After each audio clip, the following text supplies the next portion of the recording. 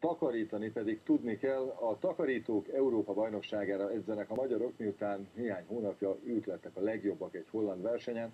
Amsterdamban 4 kategóriában csaptak össze a profi takarítók Európa számos országából, és a korterem takarításban mi magyarok nyertünk. A szakma képviselői azt remélik, hogy egy ilyen eredmény megingathatja azt a hiedelmet, hogy takarítani mindenki tud, maximum lusta hozzá.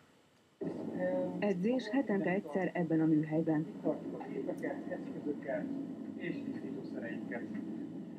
Tamás, az edző mutatja meg a takarítók álomszobáját, ahol minden van, ami egy profinak kell. Ezerféle vegyszer, lehúzók, fényesítő korongok, porszívók, spéci tisztítógépek és seprűk, felmosók és rongyok, amelyek nem hagynak nyomot. Azért szeretem a takarítást, mert ugye jó látni azt, hogy valami nagyon koszos felületből mennyire csodálatosan szép, tiszta, varázslatos dolgot tudok művelni. Örömet okoz? Így van. Másoknak? Másoknak is, és nekem is. Alexandra az egyik versenyző, aki az Európa-bajnokságra készül, pedig végzettsége szerint marketingmenedzser, csak nem talált állást a szakmájában.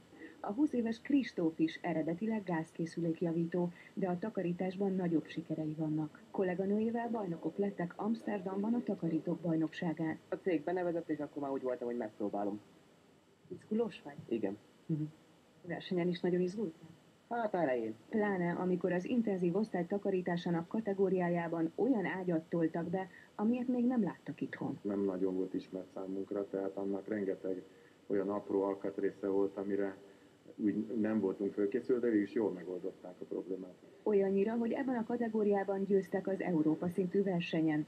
Azóta edzenek ennyire komolyan. Az októberi EB-n profi munkaruhában kell majd bemutatni, ki mit tud. Védelmet biztosít, ugye a cipő is, a nadrág is. Van olyan, amit csinál? Nincs. Magyarországon 100 000 bejelentett takarító dolgozik, de csak töredékük szerzi meg iskolában a szaktudást.